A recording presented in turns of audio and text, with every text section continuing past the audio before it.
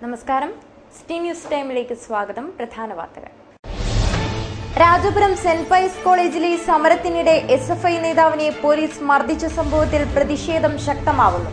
SFI പ്രവർത്തകർ Hosdurg police സ്റ്റേഷനിലേക്ക് March നടത്തി. കേരള സംസ്ഥാന ഷട്ടിൽ ബാഡ്മിന്റൺ ചാമ്പ്യൻഷിപ്പിന് കാഞ്ഞങ്ങാട്ട് തുടക്കമായി.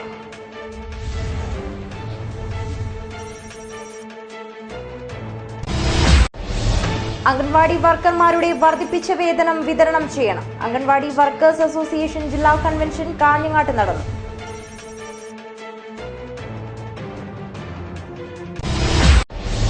ഹോമിയോപ്പതി മരുന്നുകളുടെ ഉൽപാദനത്തിന് ജില്ലാ ഹോമിയോ ആശുപത്രിയിൽ ഔഷധോദ്യാനം ഒരുങ്ങി.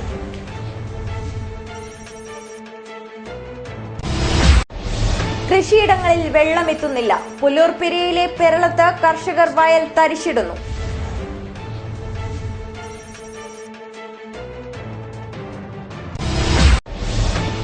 വർണ്ണവിസ്മയമൊരുക്കുന്ന lion fish കൗതുകമാവുന്നു.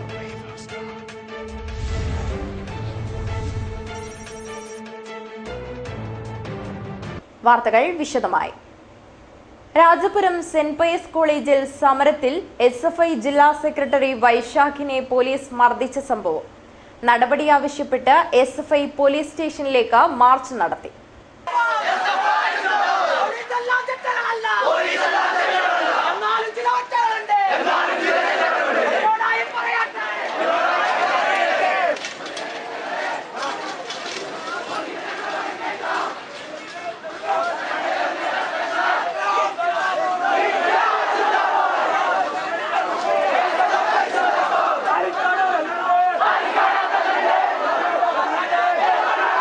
Rajapuram saint Pius കോളേജിൽ SFI നടത്തിയ സമരത്തിനിടെ SFI ജില്ലാ സെക്രട്ടറി ബി വൈശാഖിനെ പോലീസ് മർദ്ദിച്ച സംഭവത്തിൽ പ്രതിഷേധം ശക്തമാവുന്നു.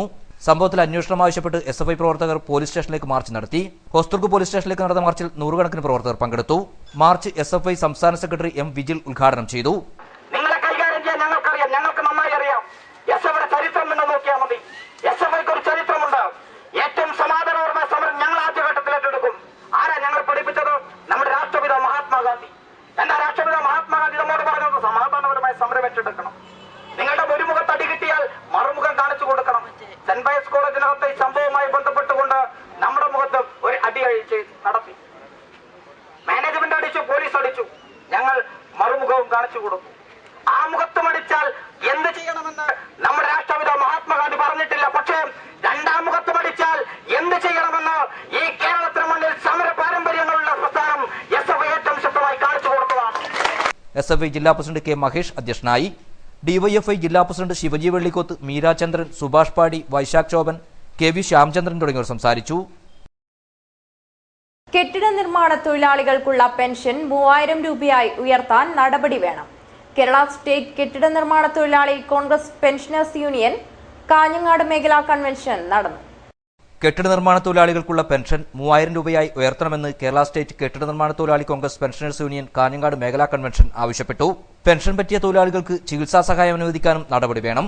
കാഞ്ഞങ്ങാട് ശ്രമിക് ഭവനിൽ നടന്ന കൺവെൻഷൻ INTC സംസ്ഥാന vice president advocate MC Jose ഉദ്ഘാടനം ചെയ്തു. നമ്മൾ നേരിടുന്ന ഒട്ടേറെ പ്രശ്നങ്ങളുണ്ട്. ഞാൻ വളരെ ദീർഘമായി അതിലേക്കൊന്നും കടന്നു പോകാൻ ആഗ്രഹിക്കുന്നു. നമ്മുടെ രാജ്യം നിങ്ങൾക്കറിയാം, ദേശീയ അടിസ്ഥാനത്തിൽ ഇന്ത്യൻ നാഷണൽ കോൺഗ്രസ് ഈ രാജ്യത്ത് ഭരിച്ച നാളുകളിലാണ്. കഴിഞ്ഞ 60 സ്വാതന്ത്ര്യത്തിന് ശേഷമുള്ള വർഷങ്ങളിൽ ഏറ്റവും കൂടുതൽ രാജ്യം ഭരിച്ച പാർട്ടി എന്നുള്ള നിലയിൽ ഇന്ത്യൻ നാഷണൽ കോൺഗ്രസ് ആണ്.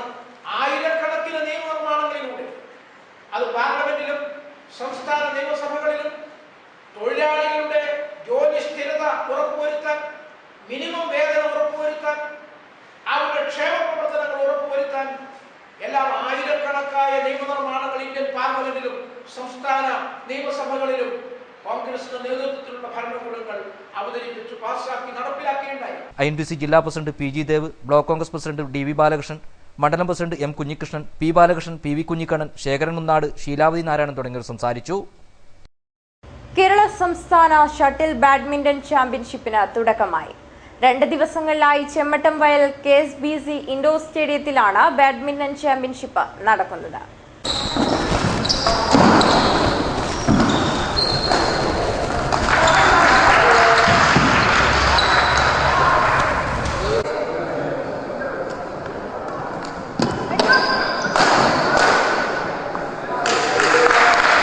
ബെല്ലൈസ് ഗവൺമെന്റ് ഹയർ സെക്കൻഡറി സ്കൂളിന്റെയും കാഞ്ഞങ്ങാട് ഷട്ടിൽ ബാഡ്മിന്റൺ ക്ലബിന്റെയും സംയുക്താഭിമുഖ്യത്തിൽ സംസ്ഥാന സ്കൂൾ ഷട്ടിൽ ബാഡ്മിന്റൺ ചാമ്പ്യൻഷിപ്പ് സംഘടിപ്പിച്ചു.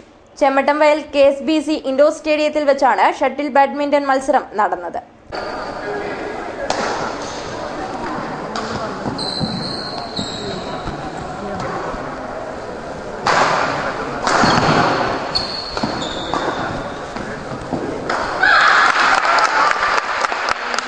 വീറും വാശിയോടും കൂടിയ മത്സരമായിരുന്നു വിദ്യാർത്ഥികൾ കാഴ്ചവെച്ചത്. ചാമ്പ്യൻഷിപ്പ് ബുധനാഴ്ച സമാപിക്കും. അംഗൻവാടി വർക്കർമാർക്കുള്ള വർദ്ധിപ്പിച്ച വേതനം പൂർണ്ണമായും സർക്കാർ നേരിട്ട് നൽകണമെന്ന ആവശ്യം. അംഗൻവാടി വർക്കേഴ്സ് അസോസിയേഷൻ CITU ജില്ലാ കൺവെൻഷൻ കാഞ്ഞങ്ങാട്ട് നടന്നു. Anganwadi workers and helpers association CITU ജില്ലാ കൺവെൻഷൻ കാഞ്ഞങ്ങാട്ട് വെച്ചാണ് നടന്നത്. അംഗൻവാടി വർക്കർമാർക്കുള്ള വർദ്ധിപ്പിച്ച വേതനം പൂർണ്ണമായും സർക്കാർ നേരിട്ട് നൽകണമെന്ന് കൺവെൻഷനിലൂടെ ആവശ്യപ്പെട്ടു. കുന്നമൽ ബാങ്ക് ഹാളിൽ നടന്ന കൺവെൻഷൻ CITU ജില്ലാ വൈസ് പ്രസിഡന്റ് DV അമ്പാടി ഉദ്ഘാടനം ചെയ്തു. അങ്ങനെ ആ ഒത്തുതീർപ്പ് വ്യവസ്ഥ കേരളത്തിലെ ഗവൺമെന്റ് നടപ്പിലാക്കാൻ കൂട്ടാക്കിയില്ല. വീണ്ടും നമ്മൾ സമരം ആരംഭിച്ചു. ഒത്തുതീർപ്പ് വ്യവസ്ഥകൾ നടപ്പിലാക്കണമെന്ന് ആവശ്യപ്പെട്ടുകൊണ്ട് അങ്ങനെ ഒത്തുതീർപ്പ് വ്യവസ്ഥകൾ നടപ്പിലാക്കണമെന്ന് ആവശ്യപ്പെട്ടുകൊണ്ട് നടത്തിയ സമരത്തിന്റെ ഫലമായി ഒരു തീരുമാനമെടുത്തു. ഗവൺമെന്റ് ഒരു നോട്ടിഫിക്കേഷൻ ഇറക്കി. ഗവൺമെന്റ് ഇറക്കിയതെന്താ? മോഡിയുടെ വാഗ്ദാനം പോലെ ഉമ്മൻചാണ്ടിയുടെ വാഗ്ദാനം പകുതി സംഖ്യ 10,000 രൂപയും 7,000 രൂപയും നിശ്ചയിക്കുമ്പോൾ പകുതി സംഖ്യ പഞ്ചായത്തുകളിൽ നിന്നും മുനിസിപ്പാലിറ്റികളിൽ നിന്നും കോർപ്പറേഷനുകളിൽ നിന്നും കൊടുക്കണം അംഗനവാടി ജീവനക്കാർക്കും ഹെൽപ്പർമാർക്കും എന്നുള്ളത്. അസോസിയേഷൻ ജില്ലാ പ്രസിഡന്റ് KV രാഗിണി അധ്യക്ഷയായി.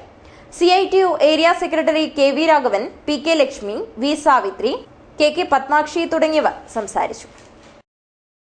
ഹോമിയോപ്പതി മരുന്നുകളുടെ ഉൽപാദനത്തിന് സംസ്ഥാനത്ത് തുടക്കമായി. ജില്ലയിലെ ഹോമിയോ ആശുപത്രിയിലാണ് ഔഷധ സസ്യങ്ങളുടെ ഉദ്യാനം ഒരുക്കിയിരിക്കുന്നത്. നാഷണൽ ആയുഷ് മിഷൻ, കേരള സർക്കാർ, ആയുഷ് വകുപ്പ്, ജില്ലാ ഹോമിയോ വകുപ്പ് എന്നിവയുടെ സംയുക്താഭിമുഖ്യത്തിലാണ് ആയുർരഹിതം ഹോമിയോപ്പതി ഔഷധ ഉദ്യാനത്തിന് രൂപം നൽകിയത്. ഹോമിയോ മരുന്നുകളുടെ ഉൽപാദനത്തിന് ആവശ്യമായ ഔഷധ സസ്യങ്ങളെ സംരക്ഷിക്കുന്നതിനും വംശനാശം സംഭവിച്ചുകൊണ്ടിരിക്കുന്ന സസ്യങ്ങളെക്കുറിച്ചുള്ള ബോധവൽക്കരണവുമാണ് ഔഷധ ചെടികളുടെ പരിപാലനം കൊണ്ട് ലക്ഷ്യമിടുന്നത്. ഹോമിയോപ്പതിയെക്കുറിച്ച് ഒരുപാട് തെറ്റിദ്ധാരണകൾ ഇന്ന് നിലവിലുണ്ട്. അതിൽ പ്രധാനമായിട്ടുള്ളത് ഇതിൻ്റെ ഔഷധത്തെക്കുറിച്ചാണ്. ഇന്ന് ഏകദേശം 5000-ഓളം ഹോമിയോപ്പതി മരുന്നുകൾ നിലവിലുണ്ട്. ഫാർമോകോപ്പിയ എന്ന് പറയുന്ന അടിസ്ഥാന ഗ്രന്ഥത്തിൽ ഉൾപ്പെടുത്തിയ 5000-ഓളം മരുന്നുകൾ ഇന്ന് നിലവിലുണ്ട്. അതിൽ 2500-ഓളം മരുന്നുകൾ എക്സോട്ടിക് ആയിട്ടുള്ള പ്ലാന്റ്സ് ആണ്. അതായത് ഇന്ത്യക്ക് പുറത്ത് കാണുന്ന, ഇപ്പോൾ ജർമ്മനിയിൽ നിന്നാണ് ഹോമിയോപ്പതി ഉത്ഭവം ചെയ്തിട്ടുള്ളത്. അപ്പം ജർമ്മനി, യൂറോപ്യൻ രാജ്യങ്ങളിൽ കാണുന്ന ചെടികളാണ് കൂടുതൽ. 1500-ഓളം ചെടികൾ വരുന്നുണ്ട്. പിന്നെ ഇന്ത്യയിൽ വരുന്നത് 1000-ഓളം ഇൻഡിജിനസ് ആയിട്ടുള്ള പ്ലാന്റ്സ് ആണ്. അപ്പോൾ ഇത്തരം ചെടികൾ നമ്മുടെ നാട്ടിൽ സുലഭമായിട്ട് ലഭിക്കുന്ന പല ചെടികളും കാണുന്നുണ്ട്. അത്തരം ചെടികളെ സംരക്ഷിച്ചുകൊണ്ട് അത്തരം മരുന്നുകളെക്കുറിച്ച് ഒരു ബോധവൽക്കരണ ക്ലാസ്സാണ് ജനങ്ങൾക്ക് ബോധവൽക്കരണം കൊടുക്കുക എന്നുള്ള ഉദ്ദേശത്തോടു കൂടിയാണ് ഇങ്ങനെ ഒരു പ്രോഗ്രാം ചെയ്തിട്ടുള്ളത്. വിദേശങ്ങളിൽ നിന്നും ഭാരതത്തിന്റെ വിവിധ ഭാഗങ്ങളിൽ നിന്നും ശേഖരിക്കുന്ന ഔഷധ ചെടികളിൽ നിന്നാണ് ഹോമിയോപ്പതി മരുന്നുകളിൽ ഭൂരിഭാഗവും ഉൽപ്പാദിപ്പിക്കുന്നത്. ശവക്കോട്ടപ്പച്ച, കടൽപ്പച്ച, ഞാവൽ, കടലാടി, ശതാവരി, തഴുതാമ, നീലക്കുറിഞ്ഞി, സർപ്പഗന്ധി തുടങ്ങി 150ഓളം വരുന്ന സസ്യങ്ങളാണ് ജില്ലാ ഹോമിയോ ആശുപത്രിയിൽ ഒരുക്കിയിട്ടുള്ളത്. ഹോമിയോ മരുന്നുകളുടെ ലഭ്യതക്കുറവ് പരിഹരിക്കുന്നതിനായി ഹോമിയോപ്പതി ഔഷധത്തോട്ടം മറ്റ് ജില്ലകളിലെ ഡിസ്പെൻസറികളിലേക്ക് വ്യാപിപ്പിക്കാനുള്ള തയ്യാറെടുപ്പിലാണ് അധികൃതർ. ജലസേചന സൗകര്യത്തിന് സ്ഥിരം സംവിധാനമില്ല. പുല്ലൂർപ്പെരിയയിലെ പെരളത്ത് 25 ഏക്കർ വയൽ തരിശിടുന്നു. ഭക്ഷ്യസുരക്ഷയുടെ ഭാഗമായി സംസ്ഥാന വ്യാപകമായി തരിശുഭൂമികൾ നെൽകൃഷിക്കായി പ്രയോജനപ്പെടുത്തുമ്പോൾ പുല്ലൂർപ്പെരിയയിലെ പെരളം പാടശേഖരത്തെ കാഴ്ചകൾ കാണുക. ഇവിടെ 25 ഏക്കറോളം വയൽ തരിശിട്ട് കിടക്കുകയാണ്. വർഷങ്ങളായി കർഷകർക്ക് പ്രയോജനപ്പെട്ടിരുന്ന ജലസേന സൗകര്യം ഇല്ലാതായതാണ് കർഷകരെ നെൽകൃഷിയിൽ നിന്നും പിന്നോട്ടടിക്കാൻ പ്രേരിപ്പിച്ചത്. പുല്ലൂർപ്പെരിയ പഞ്ചായത്തിലെ 11-ാം വാർഡിലെ പെരളത്ത് നിലവിലുള്ള തടയണയാണ് നാശോന്മുഖമായി തീരുന്നത്. തടയണക്കാവശ്യമായ പലകകൾ നൽകാനും സൗകര്യങ്ങളൊരുക്കാനും അധികൃതർ രംഗത്തു വരുന്നില്ല. അരനൂറ്റാണ്ട് മുമ്പ് തന്നെ പുല്ലൂർ തോടിന്റെ കൈത്തോടായ പാറത്തോടിന് കുറുകെ തടയണ കിട്ടിയാണ് കർഷകർ കൃഷിക്കായി വെള്ളം കണ്ടെത്തിയിരുന്നത്. എന്നാൽ കാലക്രമത്തിൽ വെള്ളം പെരളത്തെ വയലുകളിലെത്തിക്കാനുള്ള സൗകര്യം ഇല്ലാതാവുകയായിരുന്നു. മധുരക്കാട് വയൽ വരെ വെള്ളമെത്തിച്ചിരുന്ന നല്ല കാലവും കർഷകർക്ക് പറയാനുണ്ട്. ദ്രവിച്ചുപോയ പലകകളും സൂക്ഷിപ്പ് സൗകര്യങ്ങളുടെ അഭാവമാണ് തടയണയുടെ നാശത്തിന് ഇടയാക്കിയത്. പലകകൾ ലഭിക്കാതെ വന്നതോടെ മണൽച്ചാക്കുകൾ നിറച്ചും ടിൻഷീറ്റുകളും ഉപയോഗിച്ചാണ് കർഷകർ തടയണ നിർമ്മിക്കുന്നത്. പെരളം വയൽ തെക്കേ മധുരക്കാട്ടേക്കെല്ലാം വെള്ളം കൂടുന്ന വയൽ അണക്കെട്ടിൻ്റെ വലയില്ലാതെ 5-6 വർഷമായി. പഞ്ചായത്തിൽ പരാതിപ്പെട്ടിട്ടും ഫണ്ടില്ല, സാമ്പത്തിക ബുദ്ധിമുട്ട് എന്നെല്ലാം പറഞ്ഞിട്ട് ഇങ്ങനെ നിരത്തി പോകുന്നു. ഇപ്പോൾ ഒരു 3-4 കൊല്ലമായി ഞങ്ങൾ സീറ്റ് കൊല്ലം തോറും സീറ്റ് പണിക്കുന്നു. 2000 രൂപ 3000 രൂപ ഒരു കൊല്ലത്തേക്ക് സീറ്റിന് വേണം. അങ്ങനെയുള്ള അവസ്ഥയാണ്. കൃഷി ആരും എടുക്കുന്നില്ല, വെള്ളമില്ലാതെ കൊണ്ട്. മഴ കുറഞ്ഞു, തൊഴിലാളികളെ കിട്ടുന്നില്ല, അതുകൊണ്ട് വയലെല്ലാം ഒഴിവ്. പിന്നെ 3 വിള, നേരത്തെ ഒരു വിള വെള്ളരി, 2 വിള കൃഷി എടുത്തുകൊണ്ട് വയൽ പെരളത്ത് വയൽ. ഇപ്പോൾ ഒരു വളയുമില്ല. അങ്ങനത്തെ അവസ്ഥയിലാണ് ഉള്ളത്. നിലവിൽ പ്രദേശത്തെ 30ഓളം കർഷകരാണ് നെൽകൃഷിയിൽ നിന്നും പിന്നോട്ട് പോയിരിക്കുന്നത്. ചാലുങ്കാലിൽ നിന്നും ഒഴുകിയെത്തുന്ന കൈത്തോടിലെ വെള്ളം ഉപയോഗിച്ചാണ് ഇവിടെ കൃഷി ഇറക്കിയിരുന്നത്. വെള്ളമില്ലാതായതോടെ നെൽകൃഷി ചെയ്യുന്നവരുടെ എണ്ണം ഗണ്യമായി കുറഞ്ഞിട്ടുണ്ട്. കാർഷിക മേഖലയായ പെരളത്തെ കർഷകരുടെ പ്രശ്നങ്ങൾക്ക് അടിയന്തര നടപടി വേണമെന്നാണ് ആവശ്യമുയരുന്നത്. ക്യാമറമാൻ ദിനേശിനോടൊപ്പം അനിൽ പുളിക്കാൽ, ന്യൂസ് ഡെസ്ക്, കാഞ്ഞങ്ങാട്. കടൽ അലങ്കാര മത്സ്യങ്ങളിൽ പെടുന്ന ലയൺ ഫിഷ് കാഴ്ചക്കാരിൽ കൗതുകമുണർത്തുന്നു. അജാനൂർ കടപ്പുറത്തെ ബീച്ച് ഫ്രണ്ട്സ് വള്ളത്തിലെ മീൻപിടുത്ത സംഘത്തിനാണ് ഈ മത്സ്യത്തെ ലഭിച്ചത്. കാഴ്ചയിൽ ഏറെ സുന്ദരനാണ് എങ്കിലും വീട്ടിലെ അക്വേറിയങ്ങളിൽ വളർത്തുന്ന സാധാരണ മത്സ്യമല്ല ഈ ലയൺ ഫിഷ്. കടലിന്റെ അടിത്തട്ടിലാണ് കടൽ അലങ്കാര മത്സ്യങ്ങളിൽ പെടുന്ന ലയൺ ഫിഷിനെ കാണാറ്. 1 മാസത്തിനു മുമ്പ് കാഞ്ഞങ്ങാട് അജാനൂർ കടപ്പുറത്തെ ബീച്ച് ഫ്രണ്ട്സ് വള്ളത്തിലെ മീൻപിടുത്ത സംഘത്തിനാണ് ഈ സുന്ദര മത്സ്യത്തെ ലഭിച്ചത്.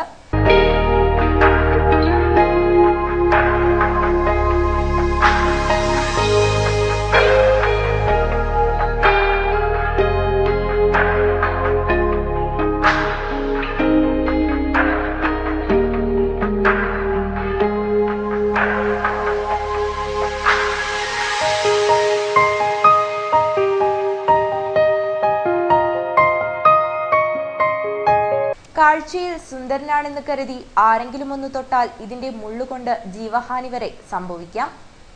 ഓറഞ്ചും തവിട്ടും വെള്ളയും ഇടകലർന്ന ഇതിന്റെ വർണ്ണച്ചിറകുകൾക്ക് 10 സെന്റിമീറ്റർ വീതിയുണ്ട്. 500 ഗ്രാമോളം ഭാരവുമുണ്ട്. പസഫിക് മേഖലയിലും കരീബിയൻ കടലിലുമാണ് ഈ മത്സ്യത്തെ കണ്ടുവരാറുള്ളത്. എൻ്റെ ഒരു സുഹൃത്ത്, കടലിൽ പോകുന്ന ഒരു സുഹൃത്ത് എനിക്ക് കൊണ്ടുതന്നതാണ്. അത് കടലിൻ്റെ ആയത്തട്ടിൽ മാത്രം കണ്ടുവരുന്ന ഒരു തരം അപൂർവമായ ഒരു മത്സ്യമാണ്. അതിപ്പോൾ എനിക്ക് കിട്ടിയത് വളരെ സന്തോഷമായിട്ട് ഞാൻ കാണുന്നു. ഞാനിപ്പോൾ എൻ്റെ അടുത്ത് എത്തിയിട്ട് ഒരു മാസം കഴിഞ്ഞിട്ട് ഉണ്ട്. ഇപ്പോൾ കാഞ്ഞങ്ങാട് ബസ് സ്റ്റാൻഡിന് സമീപത്തെ പ്രകാശിന്റെ ഉടമസ്ഥതയിലുള്ള നാഥ് പെറ്റ്സിലാണ് ഇതിനെ സൂക്ഷിച്ചിട്ടുള്ളത്. ദിനം പ്രതി 100 കണക്കിന് ആളുകളാണ് ലയൺ ഫിഷിനെ കാണാനും മൊബൈലിൽ ഫോട്ടോ പകർത്താനുമായി ഇവിടെ എത്തുന്നത്. 10 വർഷമാണ് ലയൺ ഫിഷിന്റെ ജീവിത കാലയളവ്. കാഞ്ഞങ്ങാട് വിദ്യാഭ്യാസ ജില്ലാ ഊർജോത്സവം സമാപിച്ചു. ഹോസൂർ ഗവൺമെന്റ് ഹയർ സെക്കൻഡറി സ്കൂളിലാണ് ഊർജോത്സവം നടന്നത്. കാഞ്ഞങ്ങാട് വിദ്യാഭ്യാസ ജില്ലാ ഊർജോത്സവത്തിന് ഹൊസ്തുർഗ് ഹയർ സെക്കൻഡറി സ്കൂളിൽ സമാപനമായി. കുട്ടികളിൽ ഊർജ്ജ സംരക്ഷണ ബോധം വളർത്തുന്നതിന്റെ ഭാഗമായി സ്കൂളുകളിൽ പ്രവർത്തിക്കുന്ന സ്കൂൾ തല എനർജി ക്ലബ്ബുകളുടെ നേതൃത്വത്തിലാണ് ഊർജോത്സവം സംഘടിപ്പിച്ചത്. ഹൊസ്തുർഗ് BRCയിലെ energy conservator society director KT Karunakaran മേള ഉദ്ഘാടനം ചെയ്തു. നമ്മുടെ എല്ലാ സാധ്യതകളും അടഞ്ഞൊടിഞ്ഞു. ഇപ്പം നേരത്തെ പറഞ്ഞ പോലെ ഇടുക്കിയിലെ ജലനിരപ്പിന്റെ അതിന്റെ സംഭരണ ശേഷിയുടെ 34% മാത്രമാണ് ഇപ്പോഴുള്ളത്. അത് വരാൻ പോകുന്ന ഒരു 120 ദിവസം കഴിഞ്ഞാൽ കേരളത്തിന്റെ അവസ്ഥ എന്താവുമെന്ന് പറയാൻ വേണ്ടി പറ്റില്ല. അപ്പൊ നമ്മളിപ്പോൾ എല്ലാ രംഗത്തും അന്യ സംസ്ഥാന തൊഴിലാളികൾ, അന്യനാട്ടിലെ പച്ചക്കറി, ഇപ്പം അന്യനാട്ടിന്റെ ഊർജം കൂടെ നമുക്ക് വേണം. നമുക്കറിയാം, നമ്മൾ ഉപയോഗിക്കുന്ന ഊർജത്തിന്റെ 72% ഇപ്പോഴത്തെ കണക്ക് പറയുന്നത് അത് തെർമൽ അല്ലേ, ഊർജമാണ്. കൽക്കരിയിൽ നിന്നൊക്കെ പെട്രോളിൽ നിന്നൊക്കെ ഉണ്ടാക്കുന്ന ഊർജമാണ്. ബേക്കലയോ ശ്രീധരൻ അധ്യക്ഷനായി. ചടങ്ങിൽ KCB എക്സിക്യൂട്ടീവ് എഞ്ചിനീയർ ജയകൃഷ്ണൻ, അനക്ടർ officer Rashid, government LP school headmaster Chandramathi, M. Rajagopalan തുടങ്ങിയവർ സംസാരിച്ചു. VV മോഹനൻ മാസ്റ്റർ സ്വാഗതവും MT രാജു മാസ്റ്റർ നന്ദിയും പറഞ്ഞു. ഊർജ്ജോത്സവത്തിന്റെ ഭാഗമായി കാഞ്ഞങ്ങാട് വിദ്യാഭ്യാസ ജില്ലയിലെ കുട്ടികൾക്കായുള്ള പ്രൊജക്ട്, ഉപന്യാസം, ചാർട്ടർ, പെയിന്റിംഗ് മത്സരം തുടങ്ങിയവ നടന്നു. 50ഓളം വിദ്യാലയങ്ങളിൽ നിന്നായി 200ഓളം കുട്ടികൾ മത്സരത്തിൽ പങ്കെടുക്കാനെത്തി. ബേക്കൽ ഉപജില്ലാ കായികമേള വ്യാഴാഴ്ച തുടങ്ങും. 69ഓളം വിദ്യാലയങ്ങളിൽ നിന്നായി 2000-ലധികം വിദ്യാർത്ഥികൾ മേളയിൽ മാറ്റുരയ്ക്കും. ബേക്കൽ ഉപജില്ലാ സ്കൂൾ കായികമേളയ്ക്ക് വ്യാഴാഴ്ച പുല്ലൂർ ഉദയനഗർ ഹൈസ്കൂളിൽ തുടക്കമാവും. മേളയുടെ ഭാഗമായി നടക്കുന്ന ദീപശിഖ പ്രയാണം കോട്ടിക്കുളം GFUP സ്കൂളിൽ നിന്ന് ആരംഭിച്ച് പുല്ലൂർ ഗവൺമെന്റ് UP സ്കൂളിൽ സമാപിക്കും. വ്യാഴാഴ്ച രാവിലെ പുല്ലൂർ ഉദയനഗർ സ്കൂളിൽ എത്തിച്ചേരുന്ന ദീപശിഖ പ്രയാണത്തിന് A. കുഞ്ഞമ്പു മാസ്റ്റർ തിരികൊളുത്തും. കായികമേള ജില്ലാ പഞ്ചായത്ത് പ്രസിഡന്റ് AGC ബഷീർ ഉദ്ഘാടനം ചെയ്യും. മേളയ്ക്ക് തുടക്കം കുറിച്ചുകൊണ്ട് നടക്കുന്ന മാർച്ച് പാസ്റ്റിൽ കാഞ്ഞങ്ങാട് ജില്ലാ വിദ്യാഭ്യാസ officer KP Prakash Kumar salute സ്വീകരിക്കും. ബേക്കൽ ഉപജില്ലാ വിദ്യാഭ്യാസ ഓഫീസർ K. ശ്രീധരൻ പതാക ഉയർത്തും. 3 ദിവസങ്ങളിലായി നടക്കുന്ന കായികമേളയുടെ ഒരുക്കങ്ങൾ പൂർത്തിയായതായി ഭാരവാഹികൾ വാർത്താസമ്മേളനത്തിൽ അറിയിച്ചു. 2016-17 വർഷത്തെ ബേക്കൽ ഉപജില്ലാ സ്കൂൾ കായികമേള പുല്ലൂർ ഉദയനഗർ ഹൈസ്കൂളിൽ വ്യാഴാഴ്ച ആരംഭിക്കും. വ്യാഴാഴ്ച രാവിലെ 9 മണിക്ക് നടക്കുന്ന മാർച്ച് പാസ്റ്റിൽ കാഞ്ഞങ്ങാട് ജില്ലാ വിദ്യാഭ്യാസ officer Prakash Kumar KP salute സ്വീകരിക്കും. ബേക്കൽ ഉപജില്ലാ വിദ്യാഭ്യാസ ഓഫീസർ ശ്രീധരൻ K. പതാക ഉയർത്തും. 3 ദിവസങ്ങളിലായി നടക്കുന്ന കായികമേളയുടെ സുഗമമായ നടത്തിപ്പിനായി വിപുലമായ സംഘാടക സമിതി രൂപീകരിച്ചിട്ടുണ്ട്. ശനിയാഴ്ച നടക്കുന്ന സമാപന സമ്മേളനം ഉദുമ MLA K. കുഞ്ഞിരാമൻ ഉദ്ഘാടനം ചെയ്യും. 69 സ്കൂളുകളിൽ നിന്നായി 2500-ലധികം കായിക താരങ്ങൾ മേളയിൽ പങ്കെടുക്കാനെത്തും. കായികമേളയുടെ ഒരുക്കങ്ങൾ പൂർത്തിയായതായി Pulloor Periya panchayat president Sharada S. Nair, Bekal IO K. Sreedharan, Udayanagar high school headmaster MA Raju, working chairman M. Sreedharan Nambiar, finance committee chairman A. Santhosh Kumar, T. Satheesan, publicity committee chairman K. Madhu തുടങ്ങിയവർ വാർത്താസമ്മേളനത്തിൽ അറിയിച്ചു. കൺസ്ട്രക്ഷൻ വർക്കേഴ്സ് യൂണിയൻ CITU ജില്ലാ സമ്മേളനം ചെറുവത്തൂർ തുരുത്തിയിൽ സമാപിച്ചു. നിർമ്മാണ മേഖലയിലെ പ്രതിസന്ധികൾ പരിഹരിക്കാനുള്ള നടപടികൾ സ്വീകരിക്കണമെന്ന് സമ്മേളനം ആവശ്യപ്പെട്ടു. T. ശശിധരന്റെ നേതൃത്വത്തിൽ നടന്ന സ്വാഗതഗാനത്തോടെയാണ് തുരുത്തി നിലമംഗലം ഓഡിറ്റോറിയത്തിൽ സമ്മേളന പ്രതിനിധികളെ എതിരേറ്റത്.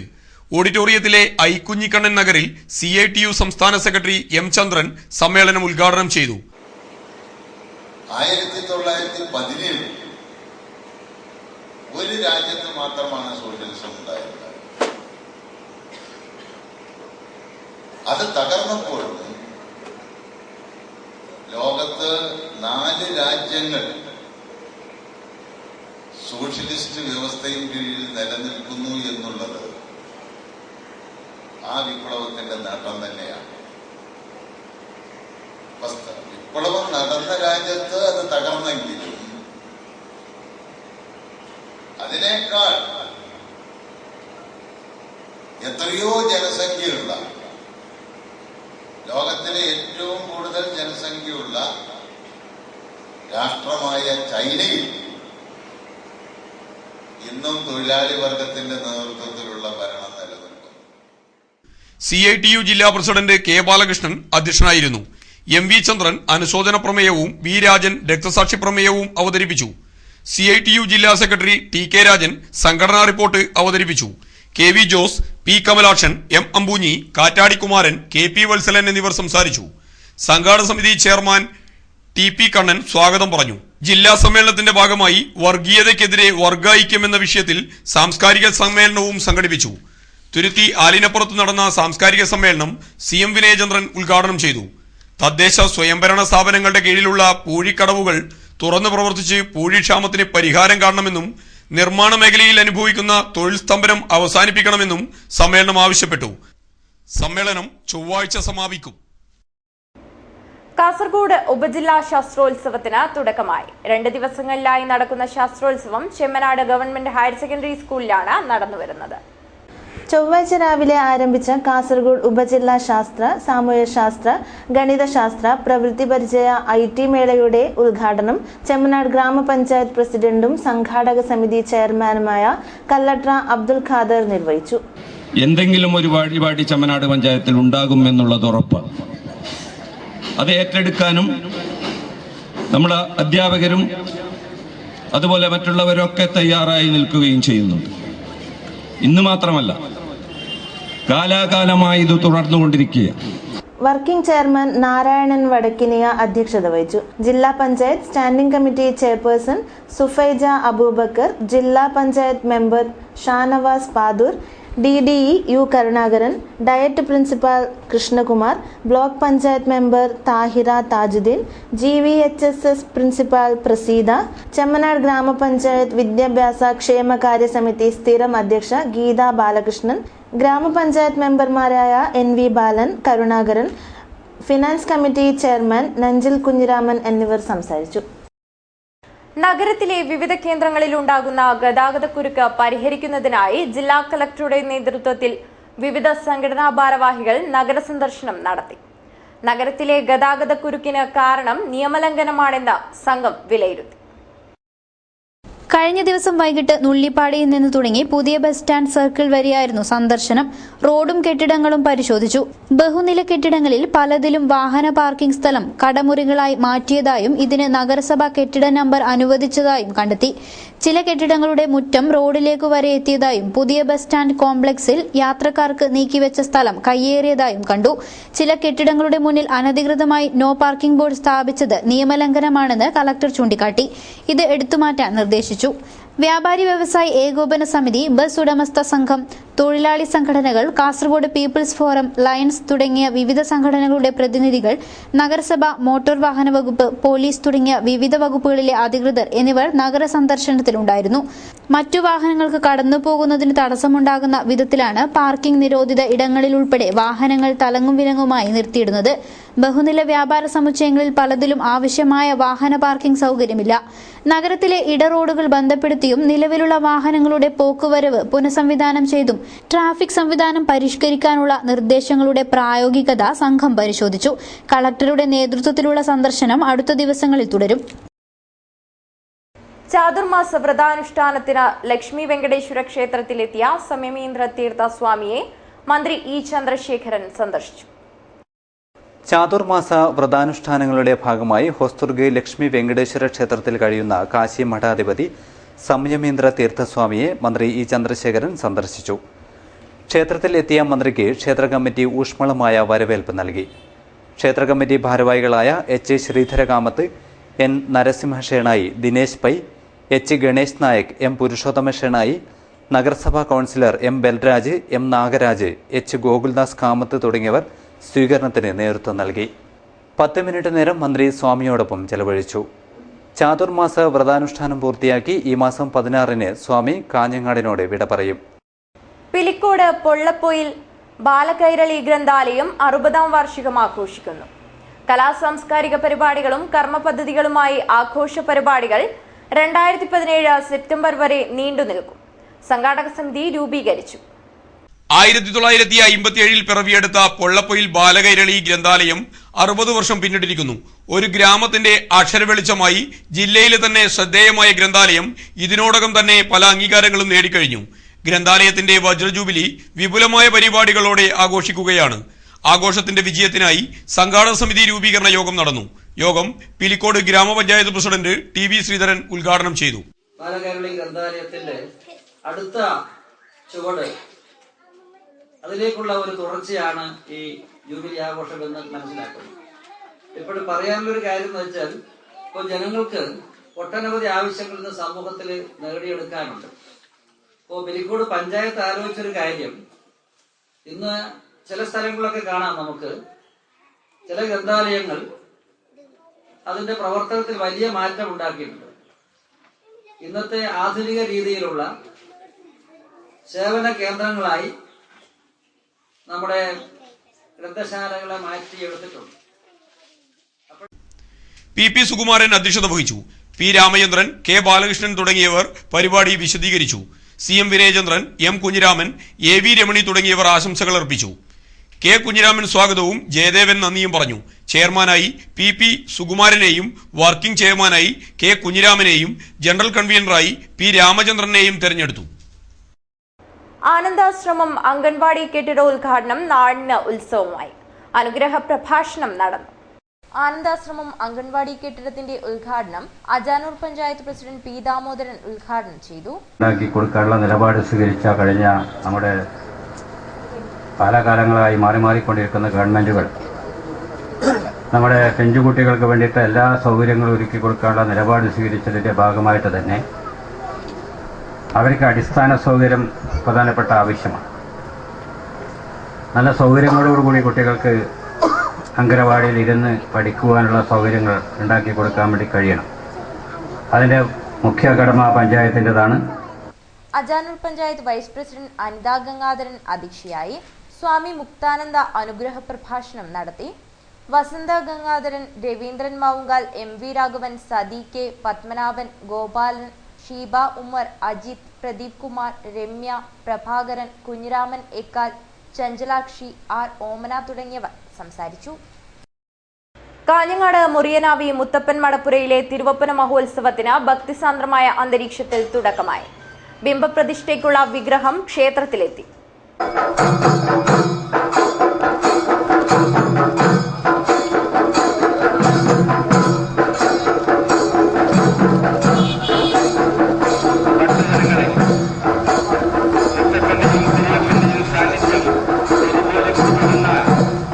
കാഞ്ഞങ്ങാട് മുറിയനാവി മുത്തപ്പൻ മടപ്പുരയിലെ തിരുവപ്പന മഹോത്സവത്തിന് ഭക്തിയുടെ നിറവിൽ തുടക്കമായി.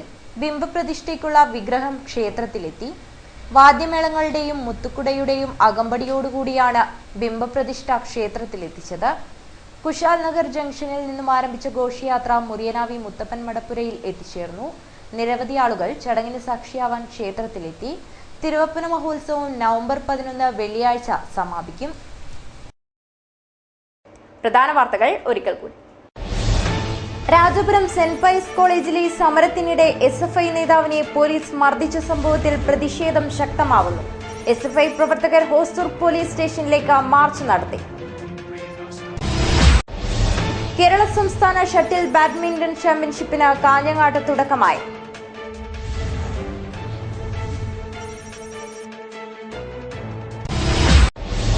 അംഗൻവാടി വർക്കർമാരുടെ വർദ്ധിപ്പിച്ച വേതനം വിതരണം ചെയ്യണം. അംഗൻവാടി വർക്കേഴ്സ് അസോസിയേഷൻ ജില്ലാ കൺവെൻഷൻ കാഞ്ഞങ്ങാട്ട് നടന്നു.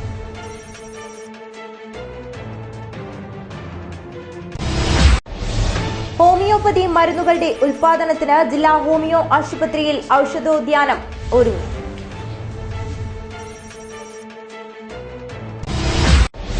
കൃഷിയിടങ്ങളിൽ വെള്ളമെത്തുന്നില്ല. പുല്ലൂർ പെരിയയിലെ പെരളത്ത് കർഷകർ വയൽ തരിശിടുന്നു.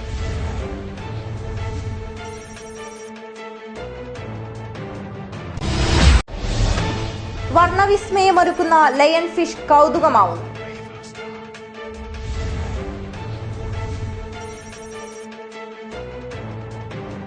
വാർത്തകൾ അവസാനിക്കുന്നു. നമസ്കാരം.